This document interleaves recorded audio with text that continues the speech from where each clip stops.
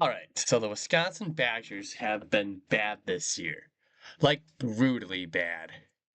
Let's just say it's bad enough to where as of the recording and uploading of this video, they have had a whopping 12.5 points per game through the 8 games they have played this season, which is 135th in the nation out of a possible 136 teams.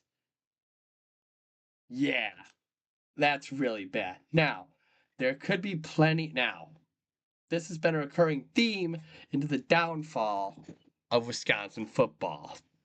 What are the factors? We can only tell, but that's what today's video is going to be about, is discovering the fall of a once prestigious program. So, a little overview. The Badgers have always been one of the most prestigious programs in the nation in terms of football. They haven't won any national championships. They have one unclaimed one from 1941, but they weren't the official national champions. However, they were almost always consistently in bowl games. They've made a bowl game every year from 2002 to 2023, and they were always contenders within the Big Ten. Within the Big Ten, under coaches like Barry Alvarez and Brett Bielema, in a in an at the time weaker side of the Big Ten, with back when they had divisions. And then following a 3-year stint with Gary Anderson from 2012 to 2-year stint with 2013-2014, when he left for Oregon State, the Badgers brought in former Wisconsin offensive coordinator and alumnus Paul Chryst to lead the program in 2015. And they continued right where they left off with Wisconsin, where started off strong. Team went 10-3. Team went 10-3 that year. They won their first bowl game with Chryst over USC, and they were 21st in the nation as ranked in the AP poll. Had a really strong defense. Guys like TJ Watt were on the rise. Offense, the offense was their downfall, really, why they weren't better, but they were still pretty solid. 2016, they went 11-3, including that Week 1 upset against LSU at Lambeau Field, and they made their fourth Big Ten title game of the decade, where they lost to Penn State, but they went 11-3, and they wound up heading to another bowl game. They wound up in another bowl game, and they ended as the 9th-ranked team in the nation, thanks to another strong effort from the defense, which at this time also had guys like Zach Bond, added T.J. Edwards. Obviously, T.J. Watt was still there. Really strong O-line, but their offense was weaker in the passing game, and that's why they didn't go far. But they followed that up in 2017 with a strong campaign where they won their first 12 games of the regular season. They went 12-0. They had been in contention for a college football spot all season. They had been as high up as number 3 in the nation before they lost in the Big Ten title game to Ohio State, which gave them their only loss that year, where they got bumped down to number 7. Where they went to the Orange Bowl against Miami in Miami's own stadium, where they blew out Miami and ended 13-1. Jonathan Taylor emerged as a lethal weapon on that offense, and that defense was still top 10. That defense was top 10 in the nation, and Jonathan Taylor and that O line were helping a strong campaign. 2018, they had not necessarily a down year, but they had a year that wasn't like Wisconsin. They ended 8-5. They had inconsistent QB play from Alex Hornibrook. Jonathan Taylor was still lethal. Defense lost some stars, but they were still pretty decent. They still wound up making a bowl game, this time the Pinstripe Bowl, where they did beat Miami again in a bowl game. But then in 2019, thanks to another dominant year by the defense and more consistent QB play, this time Jack Coan having been the quarterback and Jonathan Taylor once again, Wisconsin went 10-3, and they were ranked number 11 in the AP poll and had another top 10 defense, but they lost again in the Big Ten title game. They lost again in the Big Ten title game to Ohio State, wound up making a bowl game, and moving on with their lives as they headed into 2020 with brighter hopes. And 2020 wasn't the greatest for them. It was a weird year due to the pandemic. They went 4-3. They went 4-3 with Graham Mertz, who was looking a bit inconsistent, but they didn't play a lot of their games because of COVID restrictions and COVID stuff. But by this time they also started to lose all their core pieces. Guys like Jonathan Taylor, Zach Bond, TJ Edwards by this point had already went to the NFL, while others graduated. In 2021, a new era of college football began with the introduction of NIL, which is name, image, and likeness sponsorship, which gave college athletes the ability to get paid. And the bigger the school, the bigger the NIL, the school was. They had bigger investors and boosters and allocating their own funds to be able to afford this junction, which opened up recruiting more, and players started transferring out more at rapid paces. But Wisconsin wasn't one of those teams. They didn't allocate the funds like they should have. And then after a 9-4, and so Wisconsin kind of rebounded. They went 9-4 in 2021. 8-4 in the regular season. They won the Las Vegas Bowl against Arizona State that year. In the 7th season under this regime with Paul Chryst and Joe Rudolph. By this point, Jim Leonhard still was there. Leo Chenal was stepping up as a leader on the defense, and they finished 3rd in the Big Ten West that year. However, after 2021, things began changing as the following offseason, USC and UCLA announced that they would be leaving the Pac-12 to join the Big Ten, with Oregon and Washington doing so in the following year, which eliminated divisions and would create a tough environment for teams like Wisconsin because of the NIL stuff, with these schools being more historic and stuff. After a 2-3 start in 2022, the Badgers had fired Paul Chryst, who was one of their more successful head coaches. The reasoning was being that he was scrutinized due to his lack of in-state recruitment, which has been a major issue, as well as how he utilized NIL funds. He didn't utilize NIL funds a lot of the ways that these other schools are. In his defense, he didn't have a lot of the tools to work with, but the school really didn't seem to be all better with it. At this time, Barry Alvarez had also retired as the athletic director after almost 20 seasons at the helm, and former Wisconsin player Chris McIntosh was tasked to lead the program. And his first thing was, after firing Chryst, was hiring Jim Leonhard, who's defensive coordinator at this point, to be the interim head coach the rest of the 2022 season. He led them to a 5-3 record in that time frame, ended 7-6, where they won a bowl game over Oklahoma State. In the last year with divisions in the Big Ten. They went 4-5 though in the Big Ten overall, and they had also had a different offensive coordinator by this time too. Many people thought that Jim Leonhard was going to be the guy that Wisconsin would hire full time due to his in-state roots. But on November 21st of 2022, it was announced that Cincinnati head coach Luke Fickell would be hired as the team's 23rd full-time head coach in school history. Now, this is viewed as a home run hire, as Fickell was a great culture builder and was coming off a season in which Cincinnati went to the college football playoff, and many thought that due to his Big Ten roots, because he had previously been the defensive coordinator at Ohio State, that he would be the perfect fit for Wisconsin, until he wasn't. He didn't coach the bowl game that year. He let Jim Leonhard continue to coach in the Guaranteed Rate Bowl that year. He sat on the sidelines to observe what the program was building.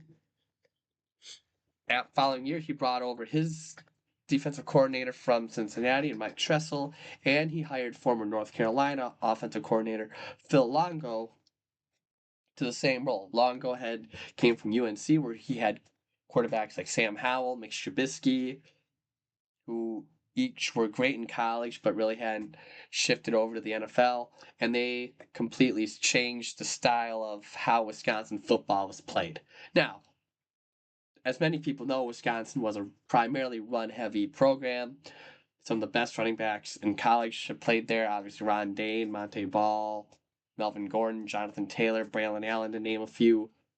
But Fickell and Longo thought that Wisconsin would be better fitted as they tried to bring this air raid concept. Now, air raid, obviously, the name speaks for itself. Pass heavy, very, very pass heavy.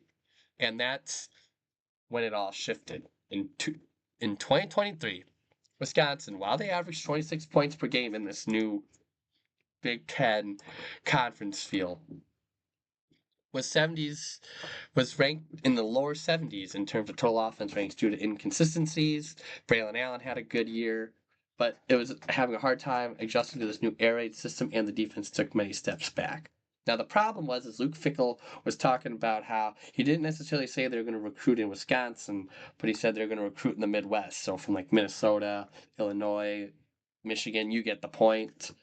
That he wanted to bring in the best guys from the Midwest and outside to try to build a good program. But like Paul Chryst was more open for it, but Fickell didn't focus on the in-state recruits and relied heavily on the transfer portal.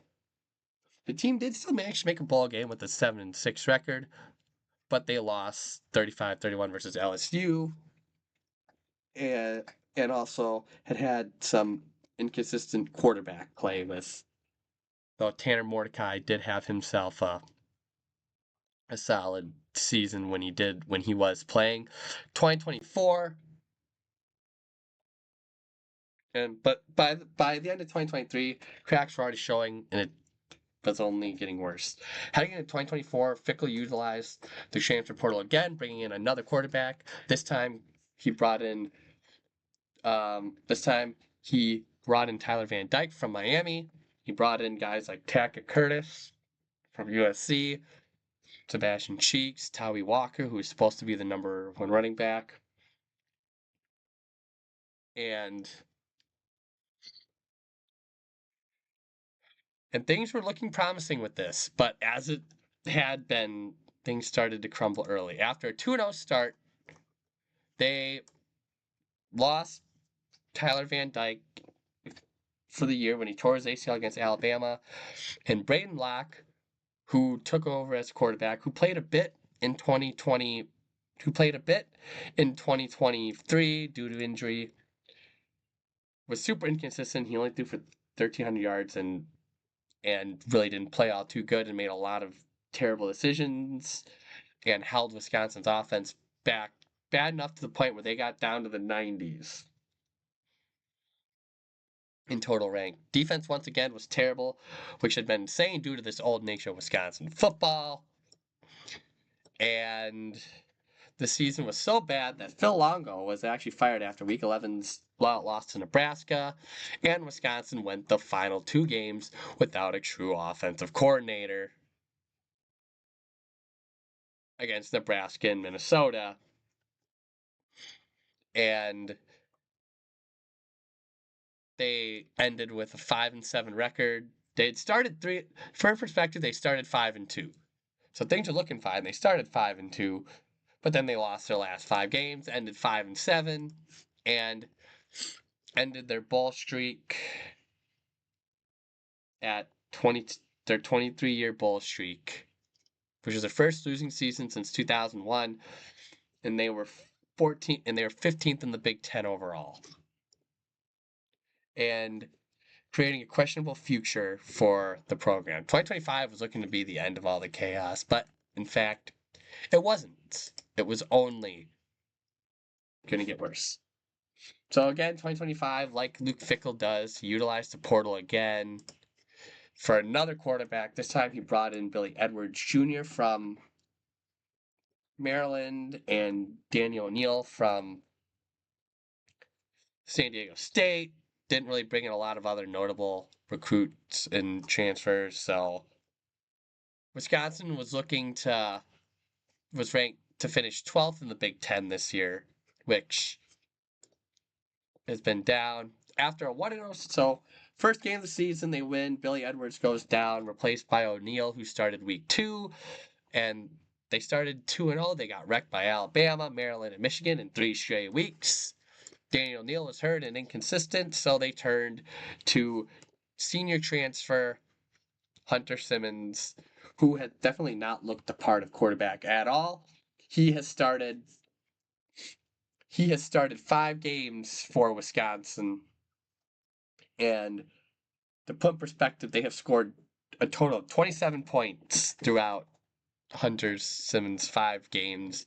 They in week 7 against Iowa, they got blown out 37-0. They didn't have a successful drive. Then they followed it up the next week where they lost 34-0 to the number 1 Ohio State. And that was kind of the breaking point for Wisconsin fans. They started bringing out the infamous paper bags over their head. Fire Fickle chants broke out. The stadium wasn't that full, only 50,000 people. Then they had went to Oregon, and they had a solid first half on defense, but again, their offense hadn't been great, and they still lost. So Wisconsin finally ended their 15-quarter, 33-drive scoreless streak with a single touchdown, which isn't much, but points are points. And as of this video, they currently stand at 2-6 with Washington, Indiana, Illinois, and Minnesota yet to go, and it is not looking promising at all. Washington is currently ranked 24th, Indiana is ranked 2, Illinois isn't ranked, and Minnesota also isn't ranked, but all 4 of those schools have winning records, so Wisconsin is just kind of there. It is on pace to be their worst season in program history. Well, not the worst, but one of the worsts. And like I said at the beginning of the video, 12.5 points per game they have scored. 135th in the nation, and it is not looking any better. A lot of people are probably going to wind up transferring out. They might be in the same situation if they don't have a quarterback next year. So that leads to question, who is responsible for the downfall of Wisconsin football? The obvious answer people want to say is Luke Fickell, because he's the coach of the team, and because he's the coach, he needs to be Mr. Perfect, and he just hasn't looked the part of Wisconsin's head coach. Doesn't seem to fit with the players. The players don't. He kind of faded away from what Wisconsin was known for. They tried a multiple style offense scheme this year with Jeff Grimes. It hasn't worked. His heart doesn't seem in it. Obviously, the lack of recruiting in state and everything, and the inconsistencies of trying to bring in actual reliable quarterbacks has hurt, and just hasn't looked the part. Not going to get much better. But there's another few names that we could talk about. Chris McIntosh. Now, when Chris McIntosh took over in 2022, he had Wisconsin roots, so everyone thought, okay, maybe he'll be decent. He had big shoes to fill with Barry Alvarez, who obviously, is, one of the most historic people associated with this state. But he hasn't allocated the NIL funds. He hasn't given Fickell anything to work with in terms of NIL money or anything to bring in better transfers and better recruits. And despite not firing Fickell, he did say in a press conference about 2 weeks ago that he understands the fans and the students' frustrations with the football program, and that they're going to reevaluate things in the offseason and hopefully get a booster or figure out what they're going to do with the NIL, because it's holding them back. Chris McIntosh is also holding them back. Chancellor, I'm not going to say her name because I don't want to butcher it. It also for not appropriating the funds because Wisconsin, the University of Wisconsin probably makes a lot of its money off of football, and this year it's been losing that money. But football is the heart of Madison, Wisconsin, and that's and if they don't have a good product, it's going to be frowned upon because that's what Wisconsin football is to the University of Madison, to the state of Wisconsin. And all they want to do, like myself, is want to see a good Wisconsin Badgers football team again. It's not going to happen overnight. I'm not expecting them to be good in 2026 or maybe even 2027. But once those years do, you start fresh, you clean out the coaching staff, you bring in a brand new roster of guys, you build from scratch, and you bring Wisconsin back to what it was. Or else we're going to be seeing this for the next decade plus. As always, if you guys liked the video, don't forget to like, subscribe, and I'll see you in the next one. Peace.